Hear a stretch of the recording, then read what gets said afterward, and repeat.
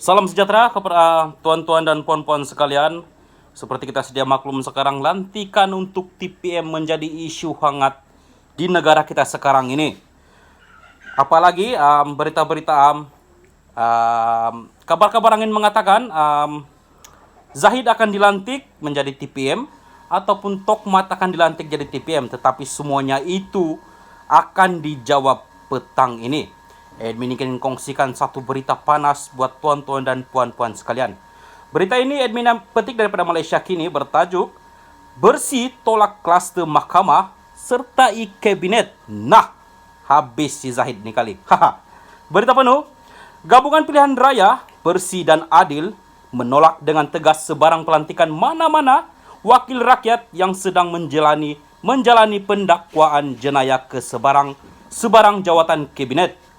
Menerusi satu kenyataan hari ini, Bersih berkata ini kerana hal yang demikian boleh akan menjejaskan integriti dan kepercayaan rakyat terhadap Jabatan Peguam Negara AGC dan Badan Kehakiman. Bersih juga mengingatkan bahawa gerakan politik sedemikian boleh menimbulkan keraguan terhadap integriti kerajaan Perdana Menteri Anwar Ibrahim dan mencemarkan reputasi negara. Bersih berpandangan bahawa sehingga dan melainkan kedua-dua pihak pendakwaan dan kehakiman benar-benar bebas daripada pengaruh politik, ahli politik yang masih mempunyai kes mahkamah mengambil jawatan eksekutif adalah langsung tidak boleh diterima. Ini kerana sebarang pembebasan akan dilihat sebagai pemberian pengampunan kepada mereka yang di pihak eksekutif sekalipun jika kes mereka secara meritnya layak dibebaskan. Hal ini akan melumpuhkan keyakinan rakyat terhadap kedua-dua AGC dan kehakiman, kata kenyataan yang dikeluarkan oleh jawatan kuasa pemandu Bersih hari ini. Bersih juga meluahkan kebimbangan dengan cadangan pihak tertentu dan individu supaya Presiden UMNO Ahmad Zahid Hamidi dipertimbangkan untuk jawatan timbalan Perdana Menteri dalam pembentukan kabinet baru nanti. Zahid masih dalam perbicaraan untuk 47 kes pendakwaan jenayah pecah amanah dalam kes Yayasan Akal Budi.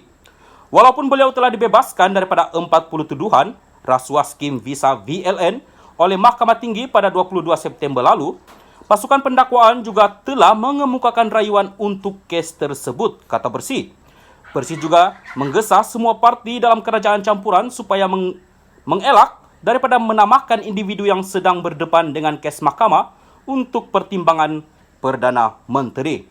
Wakil rakyat yang sedang menjalani kes rasuah seperti pengurusi DAP Lim Guang Eng, Presiden Muda Syed Siddiq dan pengurusi BN Sabah Bung Mokhtar Radin tidak boleh dilantik ke dalam kabinet sehingga kes mereka selesai sepenuhnya oleh mahkamah tanpa sebarang campur tangan eksekutif melalui Jabatan Peguam Negara, kata Bersih. Badan Pemantau Pilihan Raya itu juga mengulangi keperluan mendesak untuk mereformasi AGC dan memisahkan kuasa mendakwa kepada sebuah jabatan pendakwa raya yang bebas. Sebagai langkah segera, peranan pendakwa perlu dipindahkan sementara peguam cara negara, jawatan kedua yang tidak politik di Jabatan Peguam Negara. Ini untuk mengambil pendirian netral terhadap semua kes yang sedang berjalan, terutamanya melibatkan ahli politik. Pengurusan kes-kes ini tidak boleh dijadikan alat tawar-menawar untuk pembentukan kerajaan atau kabinet, katanya lagi. Dengan ini disahkan Zahid Hamidi Kopunan menjadi TPM Anwar Ibrahim. Terima kasih. Itu saja berita untuk petang ini. Sentiasa bersama channel ini. Terima kasih. Salam sejahtera kepada tuan-tuan dan puan-puan sekalian. Seperti kita sedia maklum sekarang, lantikan untuk TPM menjadi isu hangat di negara kita sekarang ini.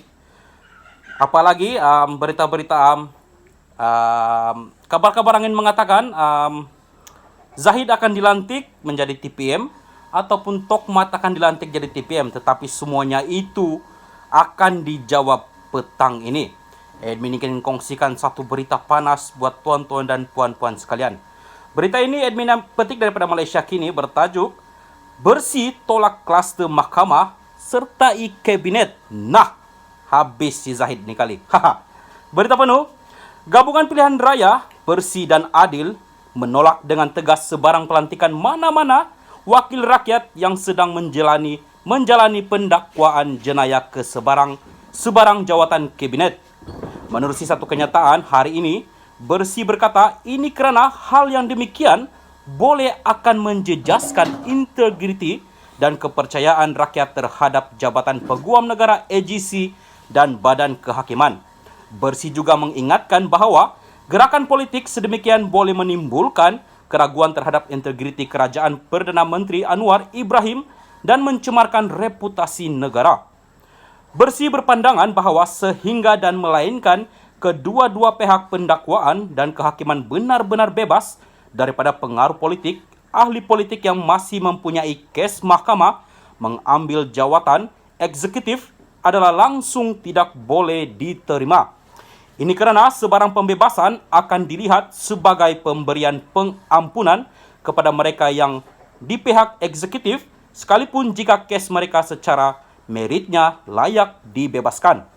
Hal ini akan melumpuhkan keyakinan rakyat terhadap kedua-dua AGC dan kehakiman, kata kenyataan yang dikeluarkan oleh jawatan kuasa pemandu Bersih hari ini. Bersih juga meluahkan kebimbangan dengan cadangan pihak tertentu dan individu supaya Presiden UMNO Ahmad Zahid Hamidi dipertimbangkan untuk jawatan timbalan Perdana Menteri dalam pembentukan kabinet baru nanti. Zahid masih dalam perbicaraan untuk 47 kes pendakwaan jenayah pecah amanah dalam kes Yayasan Akal Budi. Walaupun beliau telah dibebaskan daripada 40 tuduhan rasuah skim visa VLN oleh Mahkamah Tinggi pada 22 September lalu, pasukan pendakwaan juga telah mengemukakan rayuan untuk kes tersebut, kata Bersih. Bersih juga menggesa semua parti dalam kerajaan campuran supaya mengelak daripada menamakan individu yang sedang berdepan dengan kes mahkamah untuk pertimbangan Perdana Menteri. Wakil rakyat yang sedang menjalani kes rasuah seperti pengurusi DAP Lim Guang Eng, Presiden Muda Syed Siddiq dan pengurusi BN Sabah Bung Mokhtar Radin tidak boleh dilantik ke dalam kabinet sehingga kes mereka selesai sepenuhnya oleh mahkamah tanpa sebarang campur tangan eksekutif melalui Jabatan Peguam Negara, kata Bersih.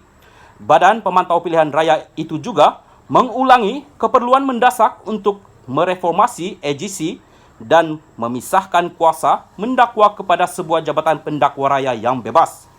Sebagai langkah segera, peranan pendakwa perlu dipindahkan sementara Peguam Cara Negara, jawatan kedua yang tidak politik di Jabatan Peguam Negara. Ini untuk mengambil pendirian netral terhadap semua kes yang sedang berjalan, terutamanya melibatkan ahli politik. Pengurusan kes-kes ini tidak boleh dijadikan alat tawar-menawar untuk pembentukan kerajaan atau kabinet, katanya lagi. Dengan ini disahkan Zahid Hamidi Kopunan menjadi TPM Anwar Ibrahim. Terima kasih. Itu saja berita untuk petang ini. Sentiasa bersama channel ini. Terima kasih.